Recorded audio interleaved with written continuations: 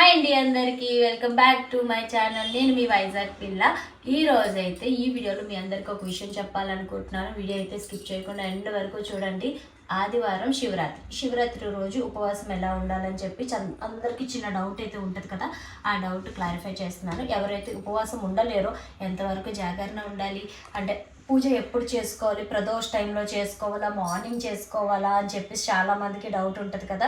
వీలైనంత వరకు video end వరకు చూడండి, మీ డౌట్స్ అన్నిటికీ క్లారిఫై అయితే ఇచ్చేస్తానమాట. అండ్ శివరాత్రి ఉదయం తెల్లవారుజామున, అంటే సూర్యోదయంకి ముందు లేచి, సూర్యోదయం అవ్వగానే లేచి, అంటే మరి 6, 5:30 అని అనుకుని 4 గంటలకు ఆ రోజు ట్రై చేయండి. అట్లీస్ట్ 5 o'clock అయినా లేచి తల స్నానం చేసుకొని ఇంట్లో నార్మల్గా ఇల్లంతా శుభ్రం చేసుకొని దీపం అయితే పెట్టుకోండి.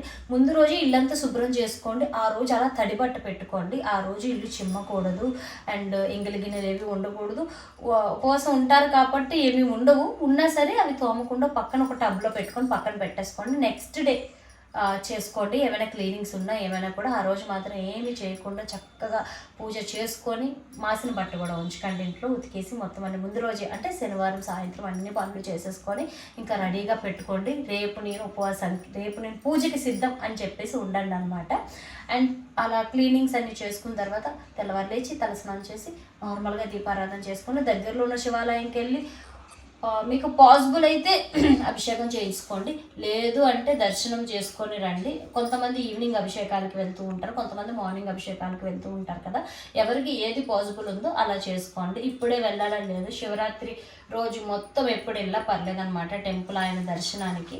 ఇంట్లో మామూలు పూజ చేసుకోండి, ఉపవాసం ఉండండి, శివారాధనలో ఉండండి.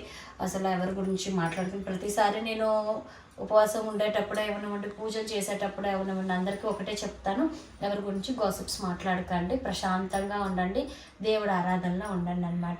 అండ్ ఉపవాసం వచ్చేసరికి ఉదయం నుంచి రాత్రి 12 వరకు ఉంటారు, అంటే మర్నాడు 12 వరకు ఉండి అప్పుడు ఉపవాసాన్ని చెల్లిస్తారు చాలామంది. కానీ కొంతమంది ఏంటంటే ఉండలేరు. ఈ మధ్య కాలంలో లైక్ షుగర్స్, బీపీ డౌన్, ఇలా కొన్ని హెల్త్ ఇష్యూస్ చాలా మందిలో ఉంటాయి కూడా, ఎందుకంటే తినకుండా ఉండలేరు కాబట్టి.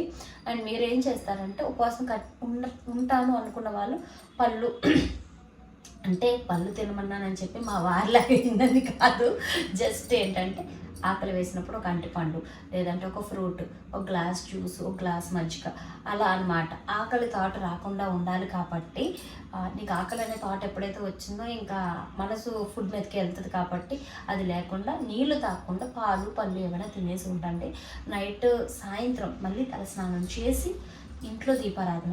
అలాగా బుజ్జి శివలింగం ఎవరికైనా ఉంటే వాళ్ళు అభిషేకం చేసుకోండి, ఇంట్లోనే పంచామృతాలతో అభిషేకం చేసుకొని మంచిగా పూజ అయితే చేసుకోండి.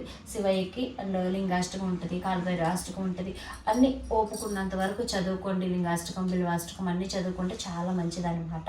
ఈరోజు లేడీస్ అందరూ కూడా గ్రీన్ కలర్ బ్యాంగిల్స్ వేసుకోండి. అంటే ఈరోజు అంటే శివరాత్రి రోజు గ్రీన్ కలర్ బ్యాంగిల్స్ అయితే హస్బెండ్ చేత కొనిపించి వేసుకోండి, చాలా మంచిదంట. అందుకే శివపార్వతుడి కళ్యాణం కింద భావిస్తాం కదా శివరాత్రి అంటే. ఆ రోజంటే శివయ్య అమ్మవారికి గ్రీన్ బ్యాంగిల్స్ గిఫ్ట్గా ఇచ్చారంట. అంటే అందరూ తెచ్చి బహుమతులు ఇస్తుంటే నేనేమి ఇవ్వలేకపోయినా, నా దగ్గర ఏమీ లేదు అని చెప్పేసి వేరే వేషంలో వచ్చి గాజుల వాడి వేషంలో వచ్చి గ్రీన్ కలర్ బ్యాంగిల్స్ ఇస్తే అమ్మవారు గుర్తుపట్టేశారంట. నా శివయ్య నా భర్తే నాకు తెచ్చి బ్యాంగిల్స్ గిఫ్ట్కి ఇచ్చారని చెప్పి.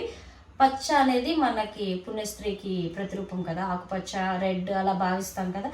శివరాత్రి రోజు మాత్రం మీ హస్బెండ్స్ అయితే కంపల్సరీ ఒక 2 డజన్ బ్యాంగిల్స్ అయితే కొనిపించుకొని వేయించుకోండి. అండ్ ఆ రోజంతా కూడా మంచిగా కటిక నేల మీదే కూర్చోండి, మంచాలు ఎక్కకండి, ప్రశాంతంగా ఉండండి. పిల్లలకి మనం తినమని చెప్పేసి పిల్లలకి పెట్టకుండా ఉండకూడదు. పిల్లలకి మంచిగా వెల్లుల్లి ఉల్లిపాయ లేకుండా పప్పన్నం, ఎనీ కర్రీ పిల్లలకి వెజ్లో పెట్టండి.